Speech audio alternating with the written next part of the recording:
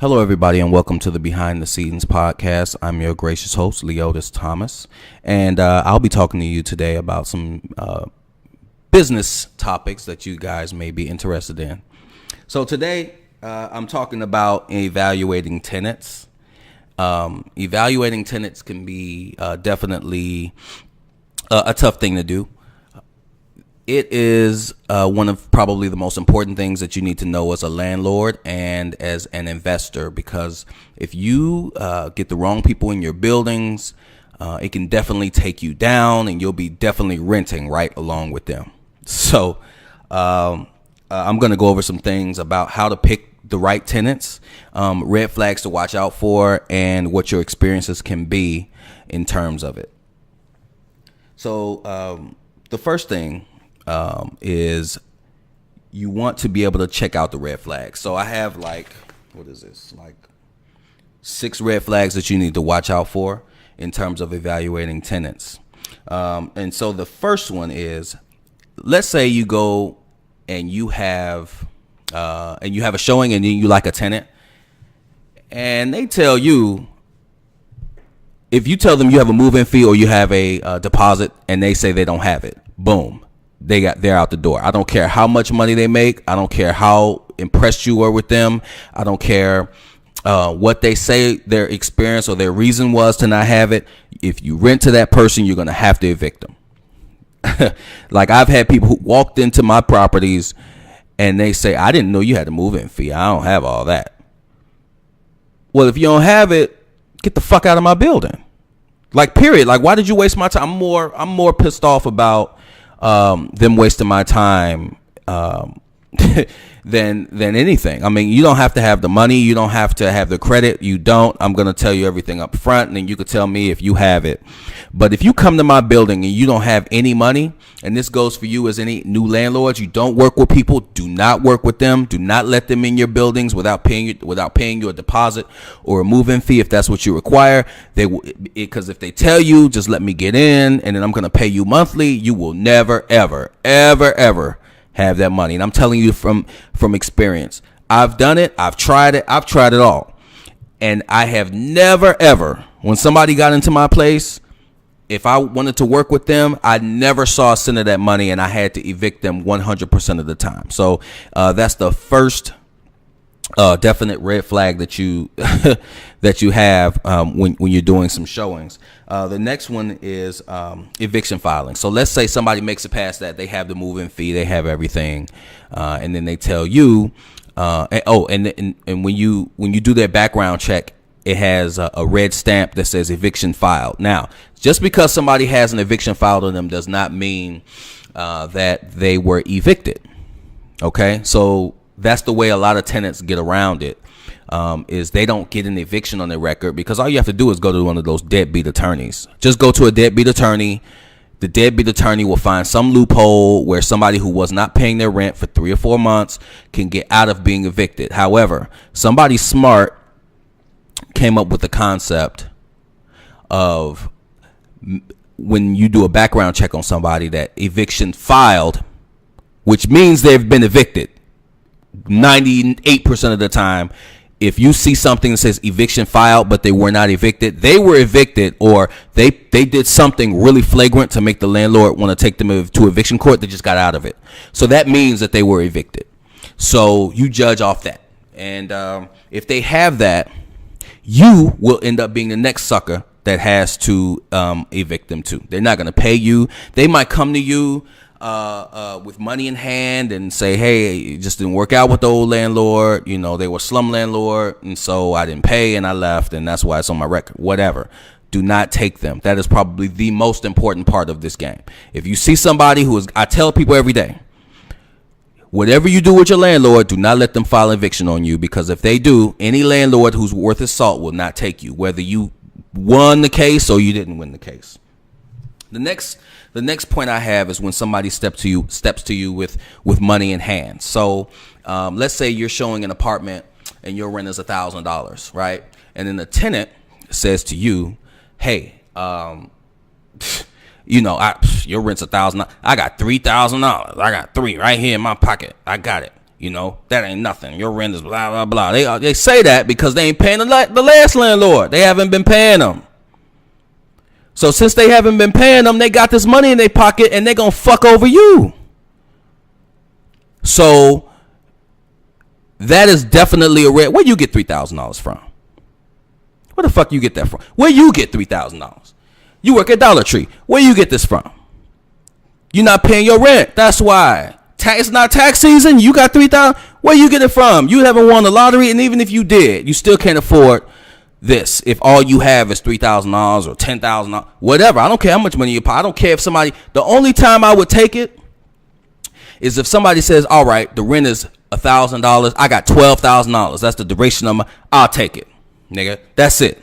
I'll take that. But if it's not that, don't take it. And nobody's stepping to you with a year's worth of rent anyway, unless he's just got it like that and he has a place for his like side girl or whatever, and she lives there, and he's gonna pay up front, or he's gonna pay 6 months up front, and then 9 times out of 10 they have the credit, they have the money anyway, so it doesn't really matter.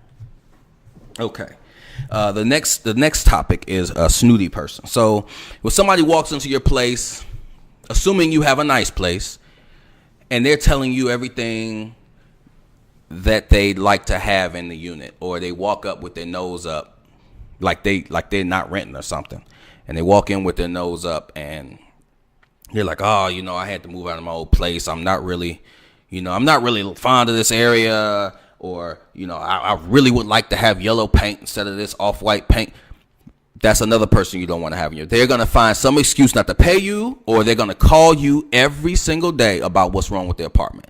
That's one more red flag. You don't want to have to deal with that. If somebody shows up really late to your showing, I leave after 15 minutes. If you're 15 minutes late, we got to reschedule. That's it. I don't care if they come on the 16th minute. I'm not turning around. I'm not showing the apartment, because you don't have any kind of respect for time. If somebody's late just seeing the apartment and they want to have a good impression on you, you think that they're gonna pay you on time? You think they're gonna be on time paying you? That just somebody who's late for everything, that just shows their character, and I don't want to do any business with somebody who doesn't respect time. Following directions. So what I do, that's the next step. What I do is I tell people, because a lot of times in the rent, anybody who rents apartments knows that when people are looking for apartments, that a lot of times they get stood up. The person will say, "Oh, I'll be there at 3:30. The appointment's at 3:30." I'll be there. Okay. What I do is I tell them, "Hey, you call me when you're on your way and you're 15 minutes away. You call me, somebody will be at the building and show you the unit." 9 times out of 10 is me, but a lot of times I don't feel like getting out of the bed. They never answer their phone on the way. So you can call them and say, "Are you on your way?" They're not going to answer the phone. So I tell them to call me. If you tell somebody that, and then they get to the unit at 3:30, and then they call you and say, "Hey, where you at?" and they didn't tell you that they were on their way, that's a person who doesn't know how to follow directions. So you want to be able to rent to somebody who follows directions all the different times, because you'll tell them, "Hey, you pay your rent here at this box," or whatever, or somebody's gonna pick it up, whatever you tell them, they're gonna tell you the opposite. Like, "Oh, I normally I didn't know that you told me to pay the rent at the bar. I don't have a car. I can't." Well, that's too damn bad, man. That's too bad. You need to walk over here and give me. I don't go over and collect rent nowhere. Okay, that's dangerous. All right.